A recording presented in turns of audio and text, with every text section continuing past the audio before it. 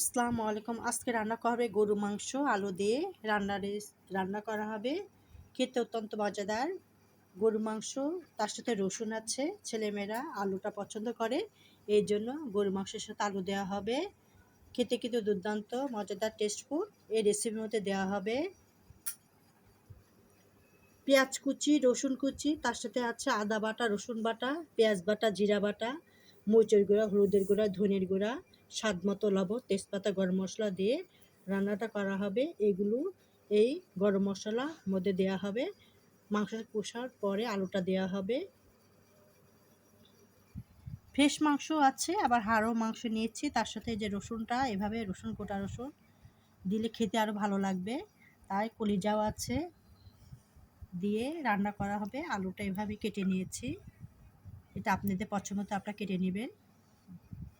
আলু আমি ফ্রেশভাবে ধুয়ে নিয়েছি। এবার রান্না করা হবে সয়াবিন তেল, পেঁয়াজ কুচি দিয়ে লালটে হলে সব মশলা দিয়ে রান্না। তেল পরিমাণ মতো দিয়ে দিয়েছি, এখন পেঁয়াজ কুচি দিয়ে দিব। পেঁয়াজ কুচি, রসুন কুচি, গরম মশলা, তেজপাতা দিয়ে নাড়াচাড়া করা হবে। সব একসাথে দিয়ে নাড়াচাড়া করা হবে। তারপর মশলা দিয়ে দিব, গোটা দিয়ে দিচ্ছি, দিয়ে নাড়াচাড়া করা হবে। মশলা দিয়ে দিব, লিকার চামচ 1 চামচ জিরা বাটা দিয়ে দিচ্ছি। রসুন আর পেঁয়াজ দিয়ে দিচ্ছি, একসাথে বেটে রেখেছি। আদা বাটা দিয়ে দিচ্ছি, 1 চামচ মরিচের গুঁড়া, ধনিয়ার গুঁড়া 1 লিটার চামচ 1 চামচ, 1/2 চামচ হলুদের গুঁড়া দিয়ে দিলাম, পরিমাণ মতো হলুদটা দিয়ে দিচ্ছি। 1 চামচ পরিমাণ মতো লবণ দিলাম। কুসুম গরম পানি দিয়ে মশলাটা কষিয়ে নিব। মাংস আর রসুন একসাথে দিয়ে কষানো হবে মশলার সাথে, তাহলে খেতে ভালো লাগবে। যত কষানো যাবে তত খেতে ভালো লাগবে। মাংস সিদ্ধ হলে তারপর আলুটা দিয়ে দিব।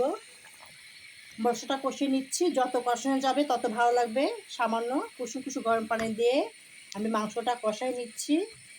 মাংসর একটা মশলার গন্ধ আছে, সেই গন্ধটা দূর হলে খেতে আরও ভালো লাগবে। যত মশলা কষানো যাবে সুন্দর একটা ফ্লেভার গন্ধ আসবে, খেতে অনেক সুস্বাদু টেস্টফুল হবে।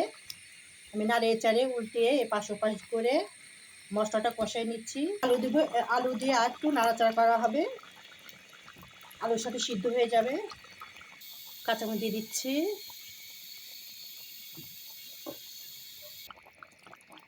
জিরা, গরম মশলা, ধনে একসাথে গুঁড়া করা হয়েছে ভেজে, সেটা দিয়ে দিচ্ছি।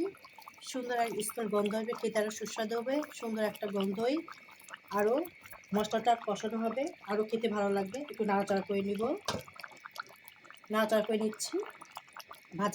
ভাজনার সাথে আরও খেতে ভালো লাগবে। রান্নাটা কমপ্লিট হয়ে গেছে। যারা ফেসবুকে দেখছেন তারা ফলো দিবেন, যারা ইউটিউব দেখছেন সাবস্ক্রাইব করে বেল বাটন অন করবেন।